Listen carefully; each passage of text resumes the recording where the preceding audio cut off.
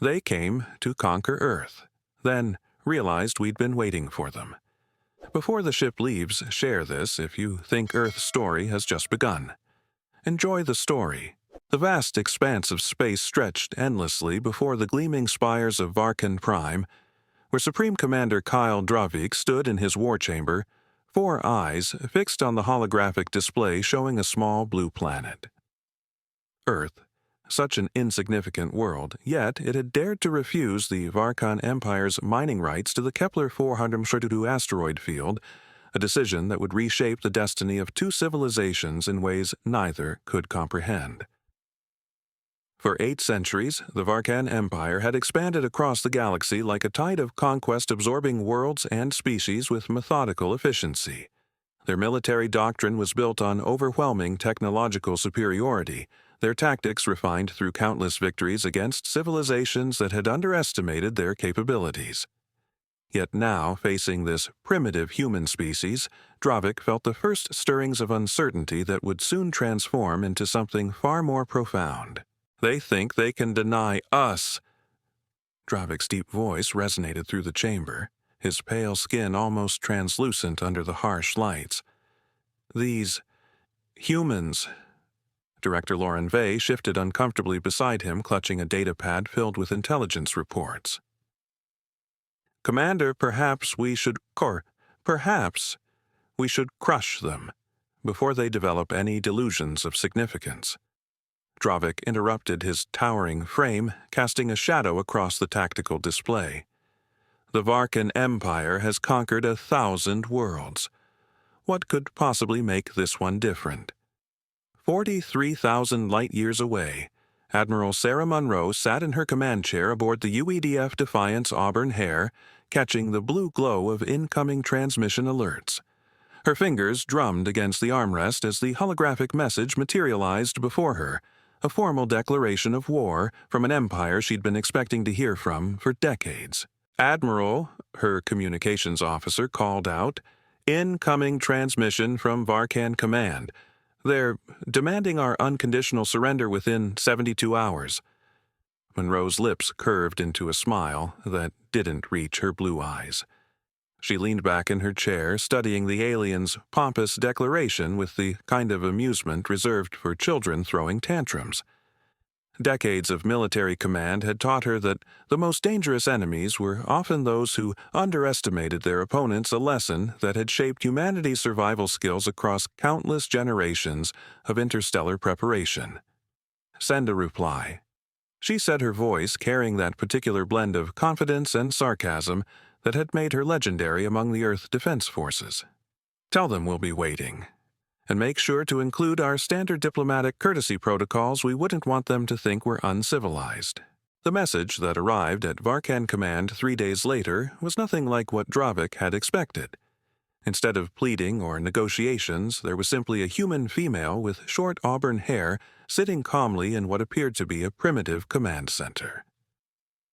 Supreme Commander Dravik, Admiral Monroe's recorded voice filled the war chamber. "Thank you for your generous offer of conquest. We've considered your proposal carefully, and we're afraid we'll have to decline. You see, we've been rather busy preparing for this conversation for the last 1,000 years."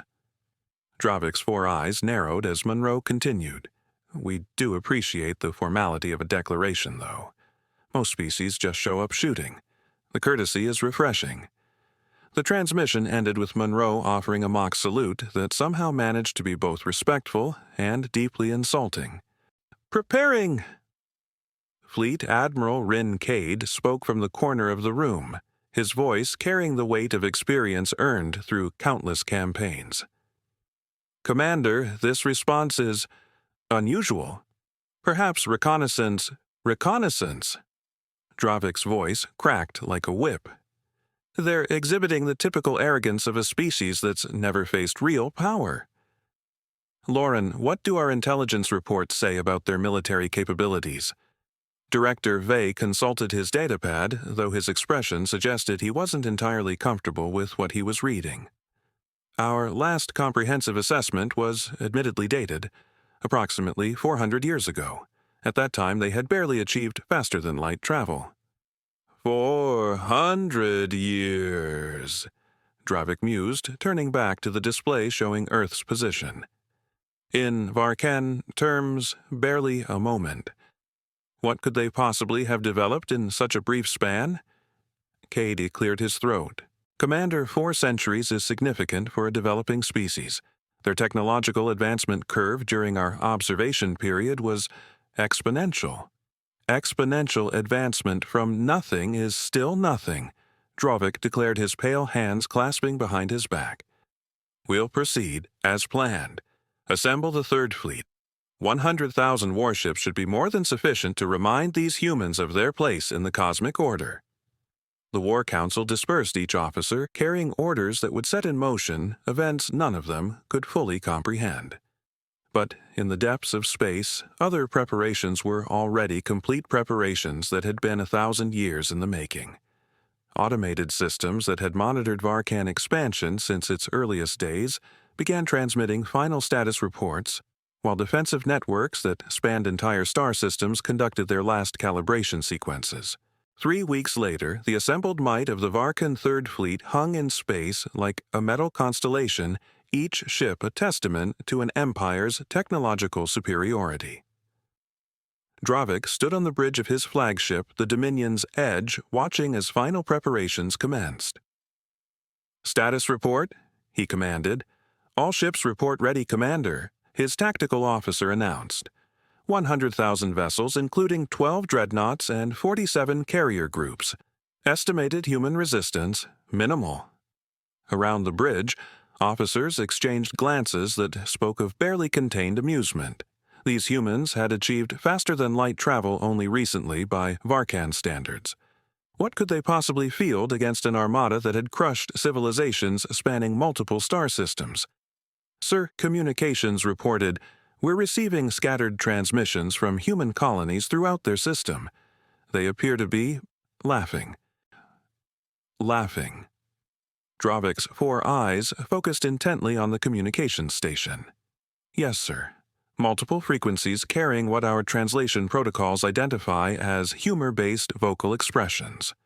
Some are making references to, finally, some entertainment, and what appears to be celebratory communications." Director Vey stepped forward, his datapad displaying intercepts from human communications networks. "Commander, I must express concern about these transmissions. Their tone suggests preparation, rather than fear." Preparation. Dravik's voice carried the kind of cold amusement reserved for particularly absurd suggestions. "Loran, you're seeing patterns where none exist. Fear manifests differently in various species. Perhaps humans express terror through laughter." Fleet Admiral Cade approached the tactical display, his experienced gaze studying the route to Earth's solar system. "Commander, I strongly recommend sending advanced scouts. Our intelligence gaps are significant and our intelligence is sufficient," Dravik cut him off. "We know they achieved FTL approximately 4 centuries ago. We know their population centers their resource limitations, their technological capabilities. What more do we need?" The bridge fell silent except for the steady hum of ship systems and the distant rumble of engines across the fleet. Through the viewports, stars stretched into lines as the massive armada began its journey toward Earth, carrying with it the absolute confidence of an empire that had never known defeat. But confidence, as many great civilizations have learned, can be the most dangerous weapon an enemy possesses. In the depths of space-automated monitoring stations detected the Varkann fleet's departure and transmitted coded signals across vast distances. On Earth, in command centers hidden beneath mountains and cities, those signals were received with the kind of grim satisfaction that comes from seeing long-laid plans finally set into motion. Admiral Monroe stood before a holographic display showing the approaching armada, her strategic thinking coming into sharp focus. "Gentlemen, ladies," she addressed her staff, "our guests are finally arriving. I trust everyone remembers their roles." The response was a chorus of acknowledgments that carried no trace of fear, only the quiet confidence of a species that had spent a millennium preparing for this exact moment. The Varkann Third Fleet arrived at the edge of Earth's solar system, like a dark tide, their ships emerging from hyperspace in perfect formation. Dravik stood on his command bridge, 4 eyes scanning the tactical display with the satisfaction of a predator approaching cornered prey. "Solar system entry confirmed," his navigation officer reported. "All ships maintaining formation. Sensors detect no defensive formations. No military presence beyond scattered civilian traffic." "As expected," Dravik murmured, though something about the complete lack of resistance made his tactical instincts itch with unease. "Where are their defense fleets?" "Sir," the scanning officer called out, "we're detecting unusual activity around Saturn. The planetary rings appear to be shifting." Shifting? Dravik moved to the sensor station, studying the readings with growing confusion. Saturn's rings, normally stable formations of ice and rock, were beginning to move with purpose, flowing and reorganizing in patterns that defied natural explanation. Fleet Admiral Kael joined him at the display, his expression growing increasingly troubled. "Commander, those movements are too precise to be natural phenomena. Something is controlling the ring particles." "Primitive gravity manipulation." Dravik dismissed, though his voice carried less certainty than before. "Deploy advanced squadrons. We'll investigate these disturbances before proceeding to Earth." The orders rippled through the fleet as 1,000 warships broke formation, advancing toward Saturn with weapons powered and shields raised. Behind them, the main force maintained position, watching as their vanguard approached what appeared to be nothing more than cosmic debris. Then the rings exploded, not with fire or energy, but with purpose. 10 billion fragments of ice and rock suddenly revealing themselves as something far more sophisticated. Each piece separated, unfolded, and transformed into sleek metal shapes that gleamed with the unmistakable signature of advanced technology. "By the void," Kael whispered, his face draining of color. "Those aren't rings, they're ships." 10 billion vessels materialized from what had appeared to be natural planetary debris, each one no larger than a Varkann fighter, but moving with coordination that spoke of artificial intelligence beyond anything the Empire had encountered. "Impossible," Dravik breathed, watching as his advanced squadrons found themselves outnumbered 10,000 to 1. No species could construct such a fleet. The resources alone would require 1,000 years of preparation, came a familiar voice. Admiral Monroe's image materialized on the main screen, her expression carrying that same mixture of confidence and amusement that had so irritated Dravik in her previous transmission.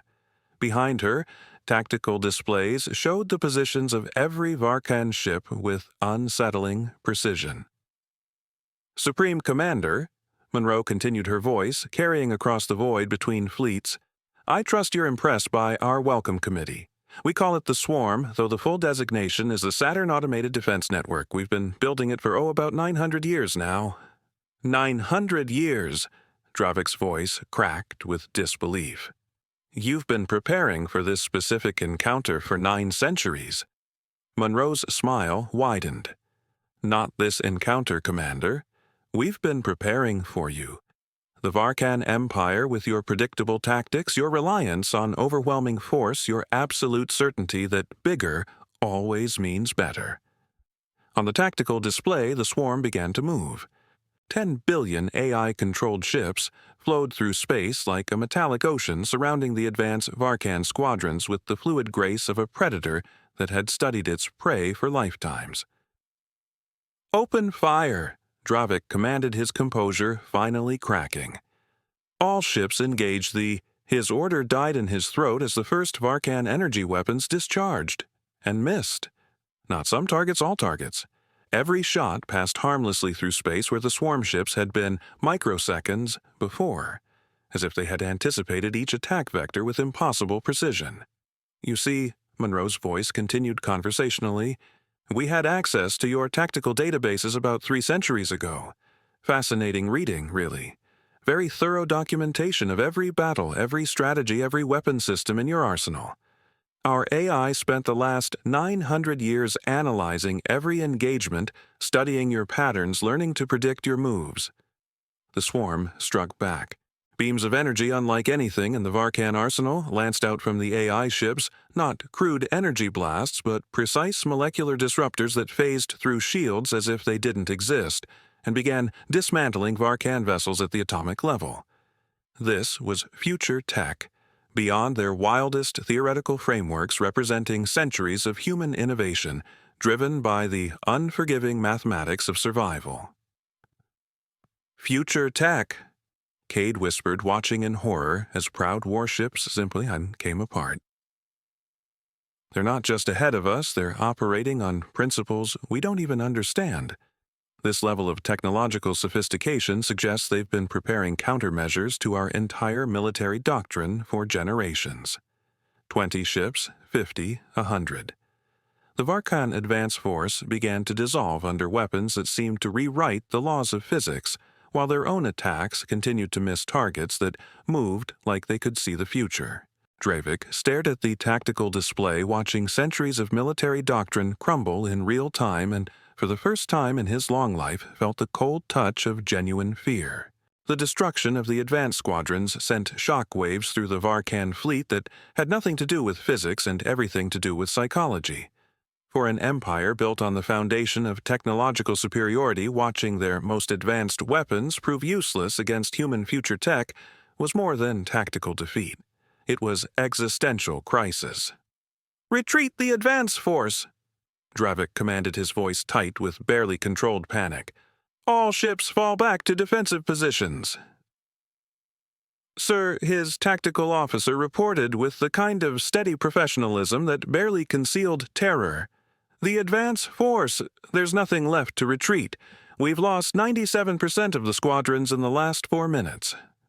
On the main screen, Admiral Monroe remained perfectly calm, as if the obliteration of 1,000 warships was merely an interesting tactical exercise. "Commander Dravik, I do hope this demonstration has been educational. The swarm represents just one aspect of our defensive capabilities designed specifically to counter conventional fleet tactics." "Conventional?" Dravik's 4 eyes blazed with indignation. "Those are the most advanced weapons in the galaxy." "Were," Monroe corrected gently. "You see, when a species spends a millennium preparing for war, they tend to develop solutions to problems that haven't even been invented yet. We've been studying not just your current capabilities, but projecting what you might develop given your technological advancement patterns." Fleet Admiral Kael stepped forward, his face pale but his voice steady. "How is it possible the computational power required to coordinate 10 billion individual units, the energy requirements, the manufacturing capabilities, the specialized coordination required to transform an entire solar system into a defensive network?"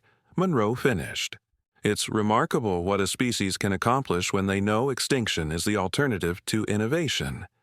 The swarm began to move again, not attacking, but repositioning, forming patterns around the remaining Varkann fleet that spoke of perfect tactical coordination. Each AI ship moved with purpose, creating geometric formations that seemed to bend space itself. "Commander," Director Vey spoke quietly, his voice carrying the weight of terrible understanding, "our sensors are detecting massive energy buildups throughout their formation.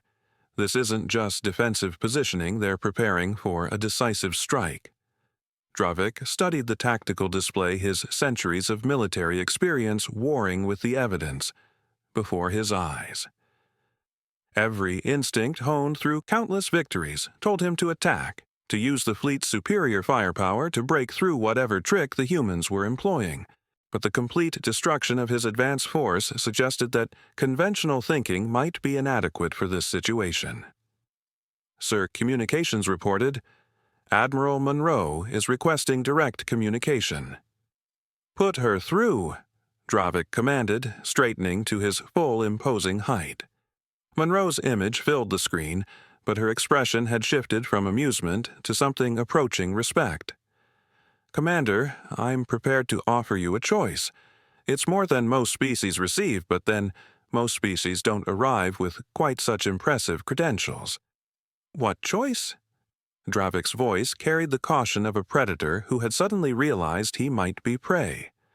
Withdraw your fleet beyond the heliopause, and we'll discuss terms for a renewed treaty between our peoples.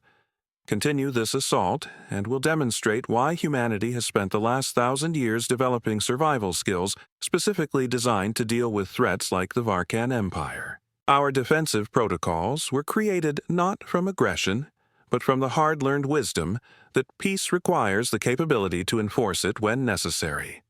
Treaties. Dravik's voice cracked with disbelief. You speak of treaties after destroying my advance force.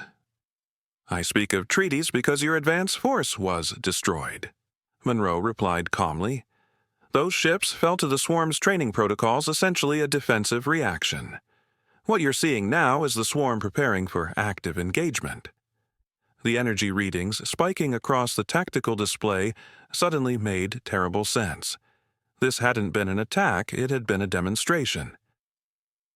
The previous treaty between Earth and Varkann Prime, Monroe continued, was signed 800 years ago.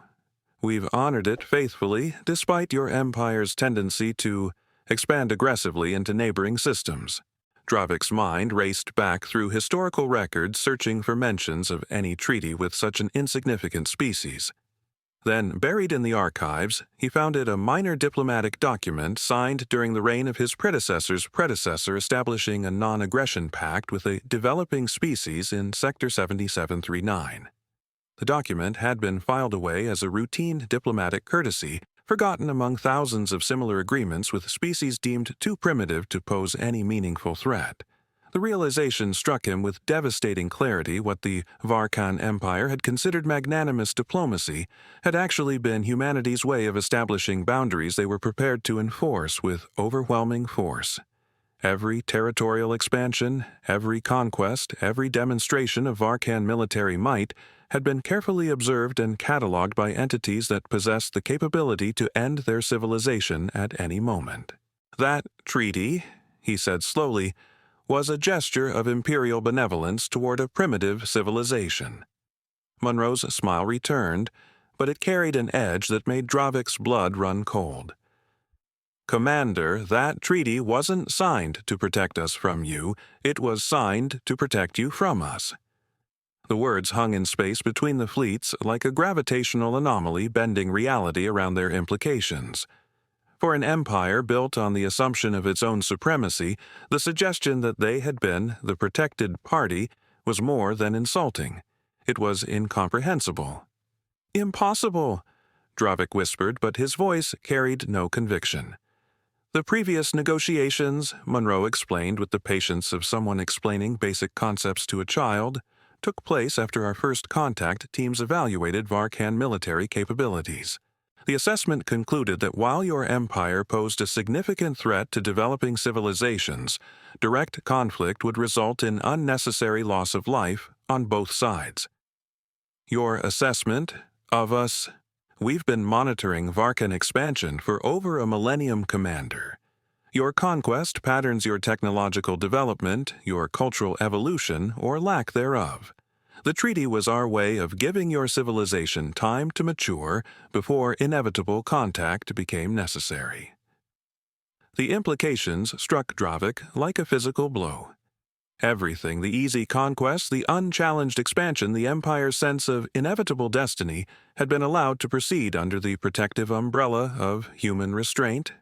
They hadn't been conquerors. They'd been children playing at war under the watchful eye of a civilization that could have ended them at any time. The silence that followed Monroe's revelation stretched across the void between fleets like a physical presence.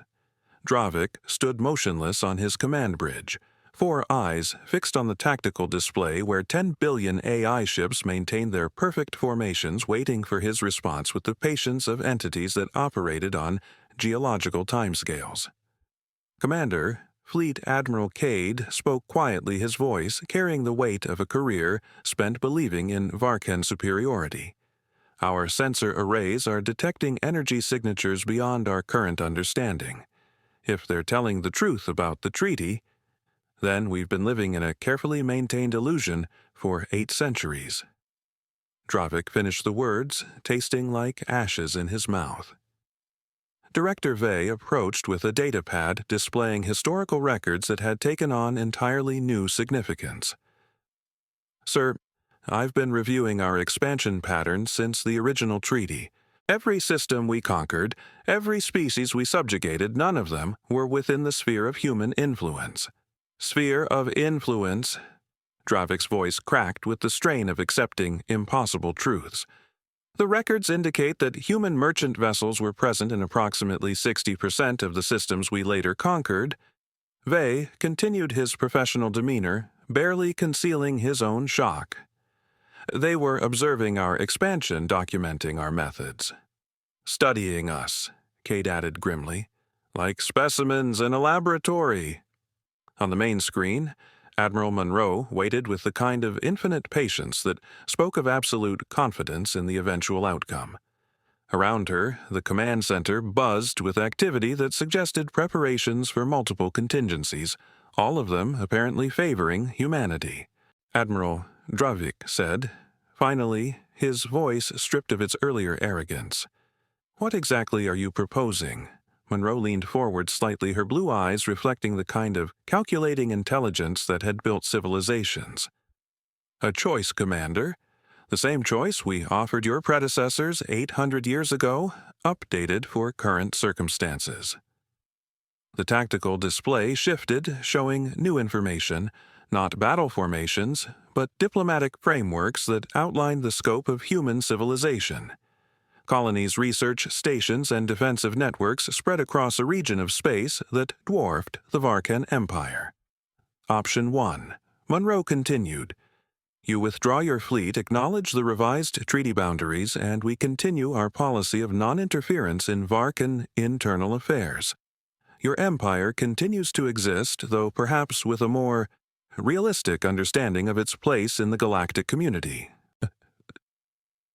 And Option 2? Dravik asked, though part of him dreaded the answer. Option 2 involves a demonstration of why human survival skills have been focused on dealing with expansionist civilizations for the last millennium. The swarm you've encountered represents roughly 1% of our defensive capabilities. The number hit the bridge crew like a physical force. If the 10 billion ships they'd witnessed could be considered 1%, then the true scope of human military capability became almost incomprehensible. 1%? Kael repeated numbly. What exactly have you been building for 1,000 years? Security, Monroe replied simply.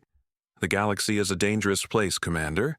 Species that achieve faster-than-light travel tend to develop certain aggressive tendencies.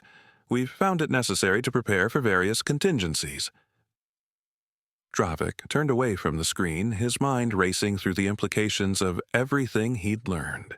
The Varkann Empire's entire worldview had been constructed on assumptions that were proving not just wrong, but laughably naive. The other species we've conquered, he said slowly, did you know about them? We monitored the situations, Monroe admitted. In most cases, intervention would have caused more suffering than allowing events to proceed naturally. Your empire's expansion was relatively benign compared to other galactic civilizations we've encountered. Relatively benign? Dravik repeated the phrase, carrying bitter irony. The Zephyrian hegemony, for example, practiced systematic biological warfare against conquered populations. The crystalline collective simply strip-mined inhabited worlds without regard for existing life forms. By comparison, Varkann occupation policies were almost humanitarian. The revelation that humanity had been evaluating the Varkann Empire's moral standing relative to other galactic powers added another layer of humiliation to an already unbearable situation. Sir, communications reported, "We're receiving transmissions from the Arch-Counselor on Varkann Prime. The Council is requesting immediate status reports."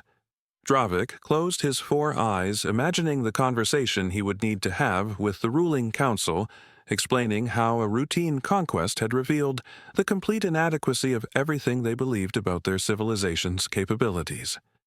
"Admiral Monroe," he said, finally turning back to face the screen with whatever dignity remained available to him. If we choose option 1, what guarantee do we have that this protection will continue? Monroe's expression softened slightly, acknowledging the courage it took for a proud military commander to ask such a question. The same guarantee we've provided for 8 centuries, Commander. Humanity has no interest in conquest or control. We simply prefer that our neighbors remain capable of rational discourse. And if we prove incapable of rational discourse, then we'll adapt our policies accordingly. Monroe replied, her tone carrying implications that made the bridge crew exchange nervous glances. Dravik studied the tactical display one final time, watching the swarm's perfect formations, and imagining what the remaining 99% of human defensive capabilities might look like. The mathematics of the situation were brutal in their simplicity. The Varkann Third Fleet existed at the pleasure of entities they had never truly understood. "I need to consult with the Arch-Counselor," he said finally. "And Admiral, thank you for the choice." Monroe's smile carried genuine warmth for the first time in their conversation. "Thank you for making the right one, Commander. We look forward to more productive relations between our peoples." The transmission ended, leaving the bridge in silence that felt entirely different from the confident quiet that had preceded their arrival in the Sol system. This was the silence of beings who had discovered that the universe was far more complex and far more dangerous than they had ever imagined. The great chamber of the Varkann High Council had witnessed the rise and fall of empires, the declaration of countless wars, and the celebration of victories that had shaped galactic history. But it had never seen Supreme Commander Kael Dravik stand before the assembled Arch-Counselors with his pride stripped away and his certainty shattered. "Let me understand this correctly," Arch-Counselor Varys Thane said slowly, his ancient voice echoing through the crystalline hall. "You're reporting that a species we classified as primitive 8 centuries ago has developed military capabilities that render our entire fleet obsolete." "Worse than obsolete," Dravik replied, his 4 eyes fixed on the polished floor rather than meeting the gaze of the 13 most powerful beings in the Empire. "They've been allowing us to exist." The chamber erupted in voices raised in disbelief, indignation, and barely concealed fear. For an empire built on the foundation of technological and military supremacy, the implications of Dravik's report struck at the very core of their civilization's identity. "Impossible," declared Counselor Marix Von, his voice carrying the authority of someone who had overseen the conquest of 47 star systems. "No species develops such capabilities in isolation. Where are their allies, their trade networks, their expansion patterns? They don't expand," Dravik said quietly, the words falling into the chamber like stones into still water. "They prepare." Director Lauren Vey stepped forward, carrying data displays that painted a picture of humanity's development that challenged everything the Council believed about galactic civilization. "Counselors, our historical analysis suggests that human development followed a completely unique pattern. Rather than expanding outward, they spent their time developing defensive capabilities and studying potential threats. Us," Counselor Thane said with grim understanding. "They studied us." "For 900 years, Dravik confirmed. "Every battle we fought, every tactic we employed, every technological advancement we achieved, they monitored it all and developed countermeasures." The chamber fell silent as the magnitude of the revelation settled over beings who had spent their lives believing in the inevitability of Varkann expansion. To discover that their civilization had been observed and analyzed like a subject in a laboratory was more than humbling. It was terrifying. "What do they want?" Counselor Von asked finally. Before Dravik could respond, the chamber's communication array activated, announcing an incoming transmission from Sol System. The central display materialized not Admiral Monroe's familiar image, but that of a different human entirely, a tall man with graying hair and kind eyes that seemed to carry the weight of vast knowledge. "Honorable Counselors." The figure said, his voice carrying a warmth that seemed genuine despite the circumstances. "I am Dr. Michael Webb, representing Earth Scientific Collective. I hope you'll forgive the intrusion, but I have a proposal that might interest you." Counselor Thane recovered from his surprise first.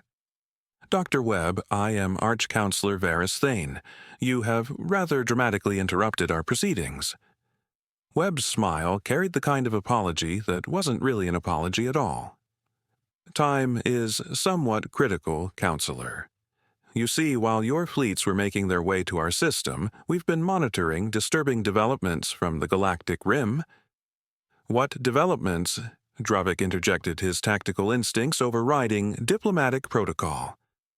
"Something that makes both our civilizations look like children playing with toys," Webb replied, his expression growing serious.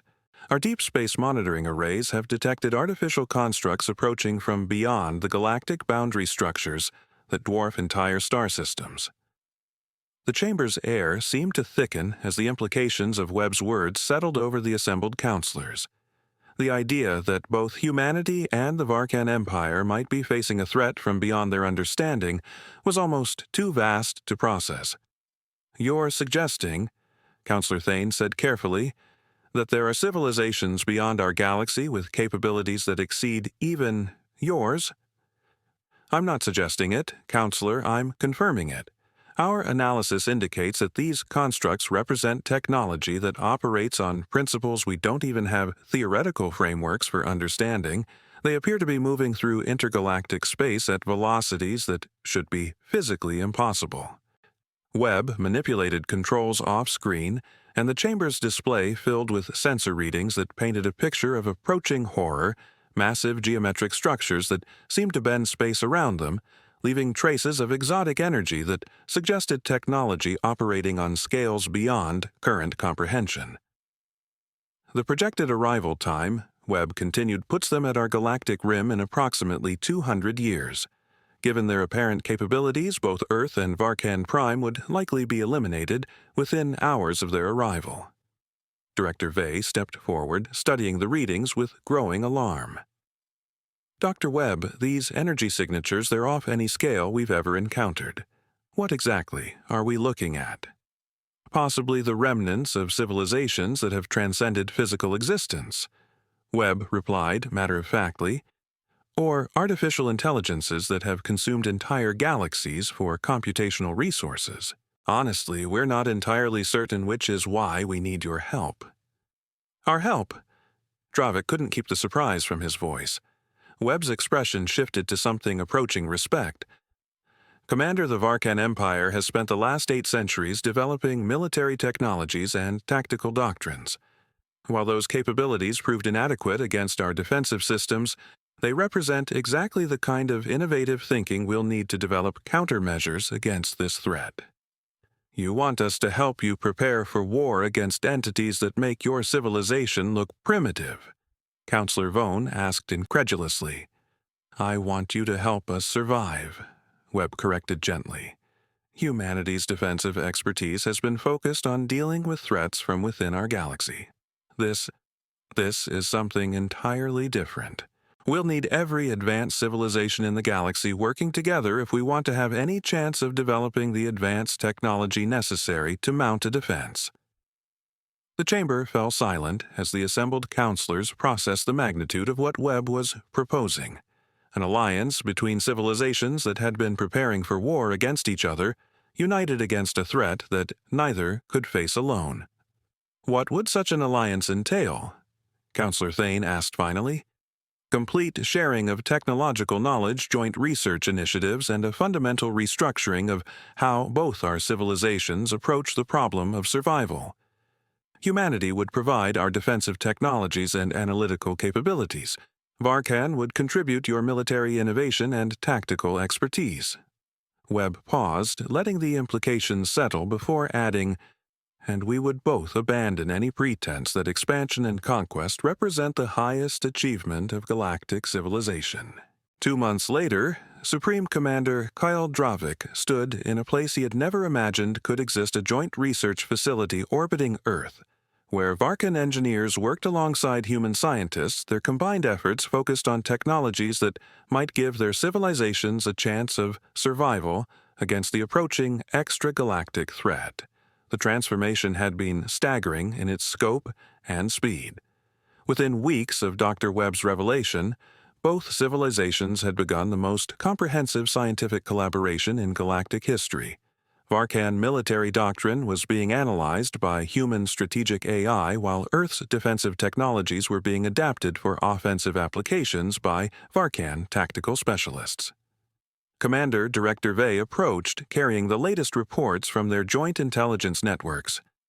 The deep space monitoring arrays have detected additional constructs. The projected timeline has been moved up by 30 years. Dravik accepted the datapad, studying readings that painted an increasingly urgent picture of approaching catastrophe. Any progress on understanding their propulsion methods? Dr. Webb's team believes they've identified the underlying principles. Vey replied, though his expression suggested the news wasn't entirely encouraging. The constructs appear to be manipulating space-time itself as a form of locomotion. They're not traveling through space, they're bringing their destination closer to their current position. The implications of such technology were staggering. If accurate, these entities operated on a level that made both human and Varkann achievements seem like crude experiments with basic physics. "Sir," a communication technician called out, "Admiral Monroe is requesting your presence in the primary research laboratory." Dravik made his way through corridors that represented something unprecedented in galactic history, a facility where former enemies worked together against a threat that dwarfed their previous conflicts. The psychological adjustment had been profound for both species, requiring abandonment of worldviews that had defined their civilizations for centuries. The primary laboratory was a vast chamber filled with holographic displays showing collaborative research that would have been impossible for either civilization to achieve alone. Admiral Monroe stood beside Dr. Webb at a central console, their attention focused on mathematical models that seemed to bend reality around their implications. "Commander," Monroe greeted him with the kind of respect that had gradually replaced their earlier antagonism. "We've had a breakthrough in understanding the construct's technology." The central display shifted to show a three-dimensional model of one of the approaching entities, a geometric structure that defied easy description, its surfaces covered with patterns that seemed to shift depending on viewing angle. "What are we looking at?"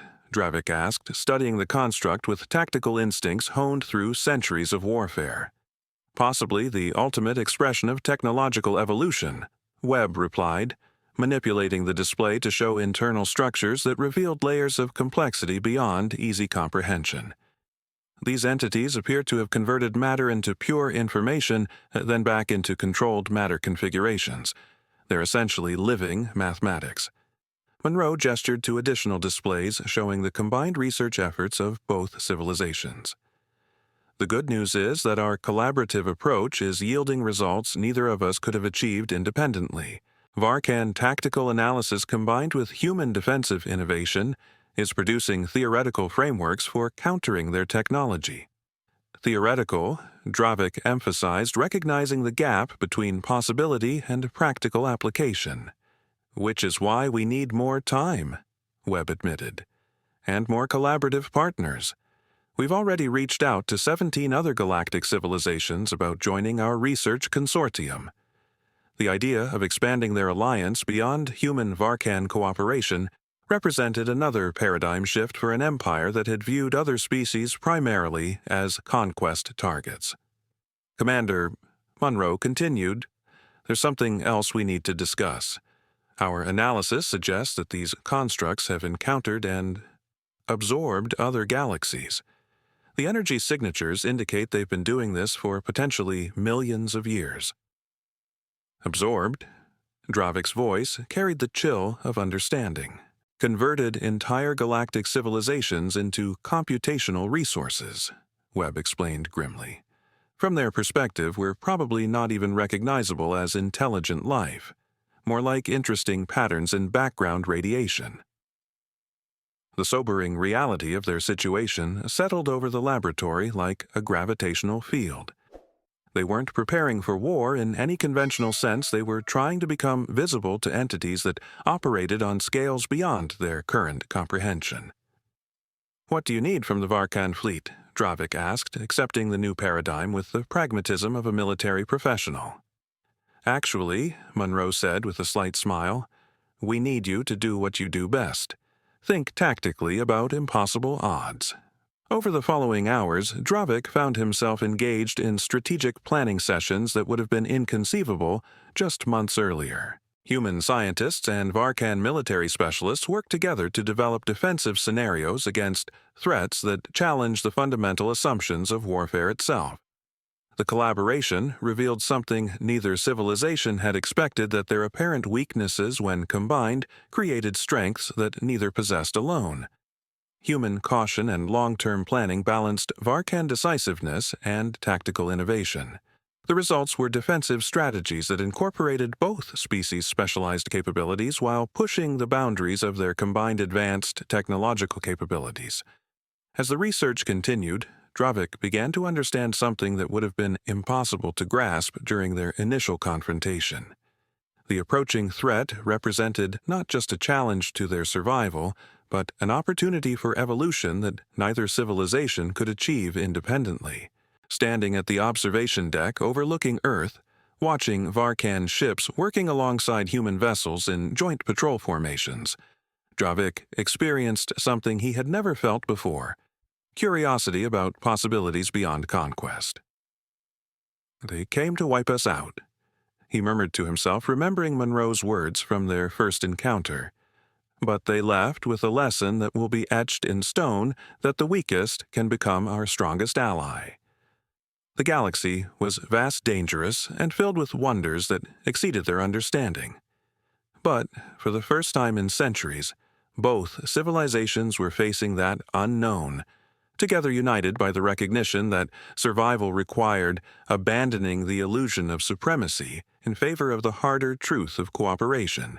The approaching extra-galactic threat had accomplished what diplomacy never could, forcing two proud species to recognize that their greatest strength lay not in their individual capabilities, but in their combined potential to transcend the limitations that had once defined them.